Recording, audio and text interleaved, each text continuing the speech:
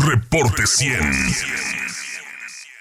Ciro Montalvo Corral es economista, experto en este tema de pensiones, y le agradezco mucho que esté con nosotros en cabina esta mañana. Ciro, ¿cómo está? Buenos días, bienvenido. Buenos días, Juan Carlos, gracias. ¿Ahorita qué edad se puede retirar una persona en México? Bueno, las reformas del Seguro Social y del ISSSTE la dejaron en 65 años, ¿no? 65. Sí, pero hay criterios en legislaciones locales, como los ayuntamientos o las universidades o los institutos estatales, en donde las edades están por debajo de lo que se hizo a nivel nacional. 60 años, por ejemplo. 60 y 55, de hecho, ¿no? Todavía hay legislaciones con 55. 55 años de edad. Así es. Sí. Pues son los chavalos de 55 años, sí, ¿no? De hecho, chavalas.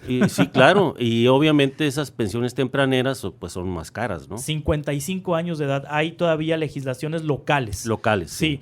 La edad de jubilación, la edad de retiro en el Seguro Social es de 65. Antes era de 60. Así es. ¿En qué año se reformó reformó esto? En el 97 esto? se reformó la ley, con la reforma de la ley cuando se crearon las cuentas individuales y el sistema de Afores.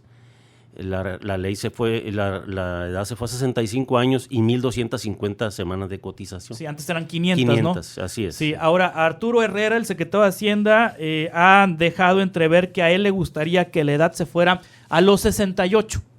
Bien, lo que pasa es que él hace una referencia a modelos como el americano y el francés, que han estado insistiendo mucho en aplicar criterios demográficos sobre esperanzas de vida. Sí. Técnicamente hablando, digamos que el secretario tiene razón, entre comillas, ¿no? ¿Por qué? Porque la esperanza de vida le está empujando periodos de cobro más largos, en el caso de los sistemas de retiro, los hacen más onerosos, ¿no? De hecho, los periodos de cobranza están inclusive igualándose a los periodos de cotización. Hay personas que cotizan 30 años y terminan cobrando 30 años de pensión. Sí. Entonces, esto obviamente, desde el punto de vista financiero, es una anacronía. No Sí. puede ser que el periodo en donde fondeas tú tu modelo de retiro, tu esquema de retiro, esté superado por tu periodo de cobranza, ¿no? Eso, no dan los números, es decir, lo que fondeó ese trabajador durante 30 años no va a pagar lo que va a recibir 30 años de pensión. Así es, y a esto se suma el hecho de que se tienen muchas minusvalías en los regímenes solidarios, porque los trabajadores que aportan para pagar esas pensiones cada vez son menos. O sea, sí. Lo que se llama tasa de sostenimiento, que es la relación entre trabajadores activos y trabajadores pensionados, va a la baja. Por ejemplo, la relación en México en los años 60, 70 era de 16 trabajadores activos por un pensionado. Ahorita andan alrededor de 7, de 8. Entonces eso permite pensar... 7 activos por cada pensionado, en promedio, sí, ¿no? 7 activos por cada pensionado. De hecho, hay legislaciones como, por ejemplo, el régimen de pensiones de Pemex, es 1 a 1. Ese es un régimen totalmente quebrado, ¿no? Sí. O sea, y está fondeado con recurso fiscal federal. Pero hay legislaciones locales de los estados en donde ya las relaciones entre trabajadores activos y pensionados es de 3, es de 4 y está a la baja. Eso se llama tasa de sostenimiento. O sea, va a llegar el momento, Ciro, que va a haber más pensionados que trabajadores en activo. En la relación sí, o sea, la relación de sostenibilidad sí. Sí. Entonces, esto abre la brecha cada vez más profunda de los déficits de operación que son pagados con recursos fiscales. Ahora, la reforma de 97 con las Afores y todo esto, ¿de alguna manera le da un descanso a las finanzas del país o no fue la solución la reforma de Zedillo de 97? Lo que pasa es que las hipótesis sobre las cuales se creó el modelo de Afores no se cumplieron. Ya estamos prácticamente en el tramo último en donde se va a generar la primera grupo de trabajadores que van a cobrar con el modelo Afore.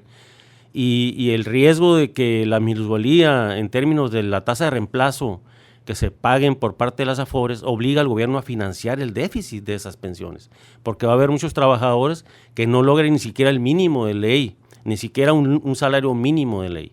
Entonces el faltante, la brecha entre lo que pague el sistema y lo que dice la ley, lo tendrá que pagar el fisco. Sí, ahora en el 2021, 2022 entran ya los primeros, ¿no? Exacto. Con las Afores. Exacto. Ahora, a las personas que tienen Afores les llega un estado de cuenta donde van acumulando a lo largo de sus años trabajados un ahorro. ¿Ese ahorro se le va a entregar al trabajador cuando se retire o es para fondear su pensión a lo largo de los años que viva? Lo que pasa es que la ley prevé dos modalidades, Sí. uno que se llama renta vitalicia y otro se llama renta programada. La renta vitalicia es la que te paga la aseguradora o la Afore para que disfrutes ese fondo constitutivo durante toda tu vida, digamos, durante todo tu periodo de vida. Y hay uno que se llama retiro programado, que tú defines el número de años en que distribuyes tu fondo. Sí, Sí. sí. Esas son las modalidades, ¿no? Ahora tienes que tener las semanas cotizadas para poder Exacto, recibir 1,250 semanas. Si no se tienen las semanas cotizadas y se tiene ese ahorro en las Afores, ¿qué pasa con el ahorro? Se te entrega, o sea, Se entrega el dinero. Sí, cuando no logra el derecho adquirido o el definido en ley, se entrega como un fondo de ahorro. Sí, ahora dice el presidente López Obrador, no se va a modificar la edad de retiro, la edad de jubilación, por lo menos en este sexenio, pero sus expertos en finanzas pues opinan exactamente lo contrario. Desde su punto de vista, Ciro Montalvo Corral, ¿debe elevarse la edad de retiro? Lo primero que tiene que suceder es que se tiene que hacer una evaluación, digamos, específica porque tenemos un sistema muy heterogéneo de pensiones. Los impactos financieros y las implicaciones sobre los ajustes son muy disímbolas en los municipios, en los estados, en las universidades, por lo que tiene que hacerse una evaluación específica por cada sector para ver cómo impactaría realmente esta decisión de incrementar la edad jubilatoria. Porque la edad jubilatoria por sí misma no es más que un mecanismo de ampliar el tiempo de espera, ¿no? Sí. Para que el trabajador pueda cobrar o aspirar a un beneficio, tiene que esperarse hasta los 65 años. Si lo elevas a 68, por ejemplo, como dice el secretario de Hacienda, lo que estás haciendo es solamente ampliando 3 años más el tiempo de espera para cobrar un beneficio.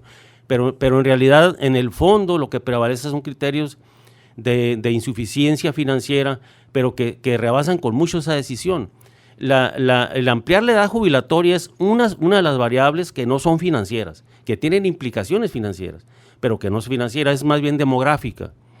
Pero lo que realmente hay en el fondo es que el Estado mexicano, y obviamente estoy involucrando a muchos actores aquí, no tomaron las decisiones pertinentes y adecuadas en su momento para prever este tipo de quiebres que va a tener el modelo de pensionario en México y que por no haberlo tomado, digamos, en su verdadera dimensión hace unos 10, 15 años, cuando se vieron ya que las hipótesis no habían sido resueltas o cumplidas, para fondear correctamente este pasivo. Porque no hay que olvidar que el pasivo pensionario es un pasivo que obedece a valores creados en el pasado, ¿no? O sea, son valores que se acumularon, contribuciones que se acumularon, recursos que el Estado mexicano no aprovechó y no capitalizó correctamente. Ahora, los sistemas que han fondeado correctamente no lo hacen necesariamente con recursos fiscales, lo hacen con patrimonio nacional. Por ejemplo, el fondo noruego lo hace con el fondo petrolero.